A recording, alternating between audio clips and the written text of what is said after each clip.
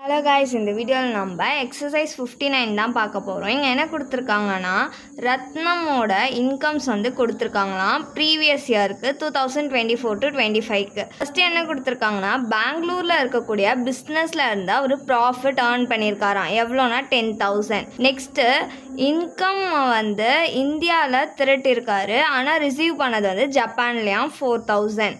Next கனடாவில் இருக்கக்கூடிய பிஸ்னஸில் இருந்து ப்ராஃபிட் ஏர்ன் பண்ணியிருக்காரு, ரிசீவ் பண்ணது வந்து இந்தியாவிலையும் 5,000. காரச்சியில் இருக்கக்கூடிய ஹவுஸ் ப்ராப்பர்ட்டியில் இருந்து இன்கம் ஏர்ன் பண்ணியிருக்காரு, ஆனால் ரிசீவ் பண்ணது வந்து பாம்பேயில் 4,000. காரச்சின்றது வந்து பாகிஸ்தானில் இருக்கக்கூடிய சிட்டி. நெக்ஸ்ட்டு வந்து இங்கிலாண்டில் இருக்கக்கூடிய பிஸ்னஸில் இருந்து ப்ராஃபிட் ஏர்ன் பண்ணியிருக்காரு, அங்கே தான் டெபாசிட்டும் பண்ணியிருக்காராம். ஆனால் பிஸ்னஸோட கண்ட்ரோல் மட்டும் இந்தியாவில் இருக்கான், 20,000. நெக்ஸ்ட்டு வந்து அமெரிக்காவில் இருக்கக்கூடிய ஹவுஸ் ப்ராப்பர்ட்டியிலேருந்து இன்கம் ஏர்ன் பண்ணியிருக்காரு, டெபாசிட்டும் அங்கே தான் பண்ணியிருக்காரு, 2,000. பாஸ்டு அன்டாக்ஸ்டுன்னு வந்திருக்கு, அப்போ இதை நம்ம எடுத்துக்கவே கூடாது. நெக்ஸ்ட்டு என்ன கொடுத்துருக்காங்கன்னா, ரத்னமோட டோட்டல் இன்கம் வந்து கேல்குலேட் பண்ண சொல்கிறாங்க. அசஸ்மெண்ட் இயர் 2025 to 26க்கு அவர் வந்து ரெசிடெண்ட்டாக இருந்தால், நாட் ஆர்டினர்லி ரெசிடெண்ட், நான் ரெசிடெண்ட்டாக இருந்தால். இதோட ஃபார்மேட் வந்து பர்டிகுலர்ஸ், ரெசிடெண்ட்டு, நாட் ஆர்டினர்லி ரெசிடெண்ட்டு, நான் ரெசிடெண்ட். ஃபஸ்ட்டு என்ன கொடுத்துருந்தாங்க, பெங்களூருன்றது வந்து இந்தியாவில் தானே இருக்குது. ஸோ ரிசீவ்ட் இன் இந்தியான்றப்போ அது 3 பேருக்குமே taxable. Profit received in Bangalore. எவ்வளோ அமௌண்ட் கொடுத்துருக்காங்கன்னா 10,000.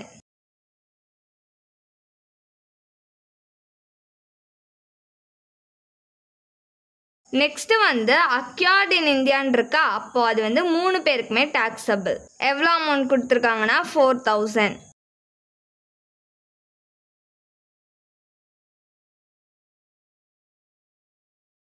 நெக்ஸ்ட்டு ரிசீவ்ட் இன் இந்தியான்னு இருக்கா, அப்போ அது 3 பேருக்குமே டேக்ஸபிள். நான் கீவேர்ட்ஸ் மட்டும்தான் எழுதுகிறேன், நீங்கள் எழுதும் போது ஃபுல்லாக எழுதிக்கோங்க. எவ்வளோ அமௌண்ட் கொடுத்துருக்காங்கன்னா 5,000.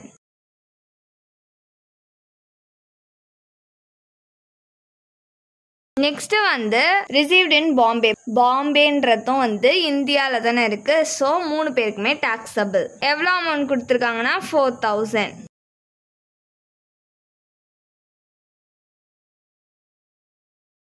நெக்ஸ்ட்டு வந்து கண்ட்ரோல் மட்டும் இந்தியாவில் இருக்கான். கண்ட்ரோல்டு இன் இந்தியான்னு வந்துச்சுன்னா 2 பேருக்கு தான் டேக்ஸபிள், ரெசிடெண்ட்டுக்கும் நாட் ஆர்டினர்லி ரெசிடெண்ட்டுக்கும். எவ்வளோ அமௌண்ட் கொடுத்துருக்காங்கன்னா 20,000. நான் ரெசிடெண்ட்க்கு ஐஃபன் போட்டுக்கலாம். நெக்ஸ்ட்டு வந்து அமெரிக்காவில் இருக்கக்கூடிய ஹவுஸ் ப்ராப்பர்ட்டியிலேருந்து இன்கம் ஏர்ன் பண்ணுறாங்க. அமெரிக்காவில் இருக்கக்கூடிய ஹவுஸ் ப்ராப்பர்ட்டியில் தான் இன்கம் கிடச்சிருக்கு, அப்போ வந்து இது ரெசிடெண்ட்டுக்கு மட்டும் தான் டேக்ஸபிள். எவ்வளோனா 2,000. மற்ற 2த்துக்கும் ஐஃபன் போட்டுக்கலாம். பாஸ்ட் அன்டாக்ஸ்டு வந்து நம்ம எடுக்க மாட்டோம். இப்போது இது எல்லாத்தையும் ஆட் பண்ணோன்னா நம்மளுக்கு 45,000 கிடைக்கும். நெக்ஸ்ட்டு நாட் ஆர்டினர்லி ரெசிடென்ட்டெல்லாம் ஆட் பண்ணோன்னா நம்மளுக்கு 43,000 கிடைக்கும். நான் ரெசிடென்ட்டெல்லாம் ஆட் பண்ணோன்னா நம்மளுக்கு 23,000 கிடைக்கும்.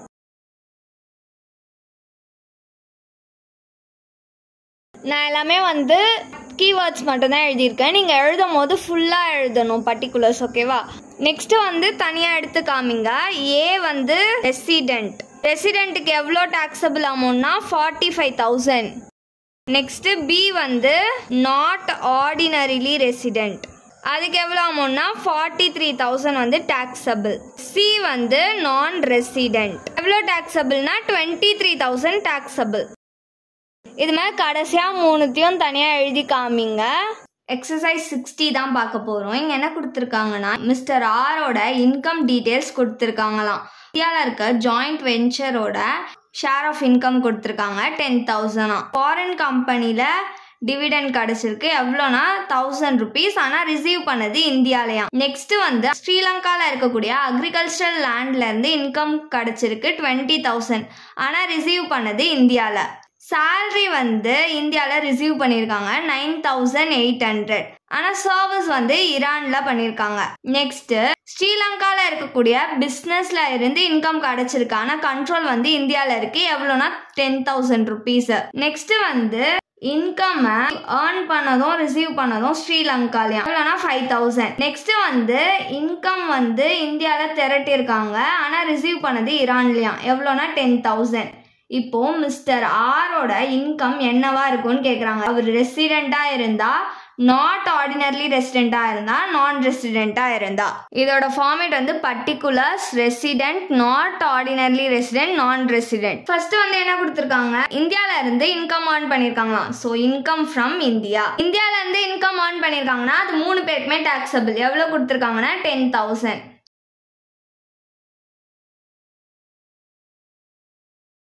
நெக்ஸ்ட் வந்து ரிசீவ்ட் இன் இந்தியான்னு கொடுத்துருக்காங்களா, அப்போ அது 3 பேருக்குமே டாக்ஸபிள். இதுக்கு எவ்வளோ அமௌண்ட் கொடுத்துருக்காங்கன்னா 1000. நெக்ஸ்ட்டும் ரிசீவ்ட் இன் இந்தியான்னு கொடுத்துருக்காங்க, அப்போ 3 பேருக்குமே டாக்ஸபிள். எவ்வளோ கொடுத்துருக்காங்கன்னா 20,000.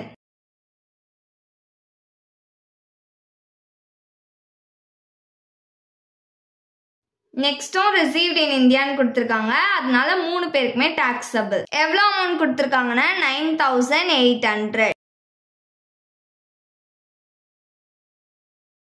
நெக்ஸ்ட் வந்து கண்ட்ரோல் மட்டும் இந்தியாவில் இருக்கான். கண்ட்ரோல் மட்டும் இந்தியாவில் இருந்தா 2 பேருக்கு தான் டாக்ஸபிள். ரெசிடென்ட்டுக்கும் நாட் ஆர்டினர்லி ரெசிடென்ட்டுக்கும் எவ்வளோ அமௌண்ட் கொடுத்துருக்காங்கன்னா 10,000. அப்போ நான் ரெசிடென்ட்டுக்கு ஐஃபன் போட்டுக்கலாம். நெக்ஸ்ட் வந்து ஸ்ரீலங்கால இருந்து இன்கம் ஏர்ன் பண்ணிருக்காங்களாம். இன்கம் ஏர்ன்ட் இன் ஸ்ரீலங்கா. அப்போ இது வந்து ரெசிடென்ட்டுக்கு மட்டும் தான் டாக்ஸபிள் 5,000. மற்ற ரெண்டுத்துக்கும் ஐஃபன் போட்டுக்கலாம். நெக்ஸ்ட் வந்து income acquired in India. Income acquired in Indiana 3 பேருக்குமே டாக்ஸபிள். எவ்வளோ கொடுத்துருக்காங்க 10,000.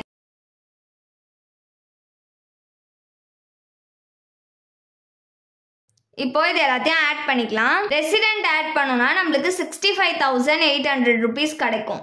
நாட் ஆர்டினர்லி ரெசிடென்ட் ஆட் பண்ணா நம்மளுக்கு 60,800 rupees கிடைக்கும்.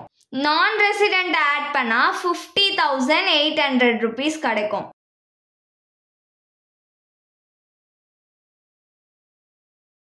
நான் பர்டிகுலர்ஸ் வந்து ஷார்ட்டாக எழுதியிருக்கேன், நீங்கள் எழுதும் போது ஃபுல்லாக தான் எழுதணும். இப்போ வந்து தனியாக எடுத்து காமிங்க. ரெசிடென்ட்டுக்கு எவ்வளோ டாக்ஸபிள் அமௌண்ட்னா 65,800 rupees. Next not ordinarily resident. Not ordinarily ரெசிடெண்ட்டாக இருந்தால் அவருக்கு எவ்வளோ அமௌண்ட் டாக்ஸபிள்னா 60,800 rupees. சி வந்து அவர் நான் ரெசிடெண்ட்டாக இருந்தால் அவங்களுக்கு 50,800 rupees டாக்ஸபிள் அமௌண்ட். இது மாதிரி கடைசியாக தனியாக எடுத்து எழுதி காமிங்க. Thanks for watching.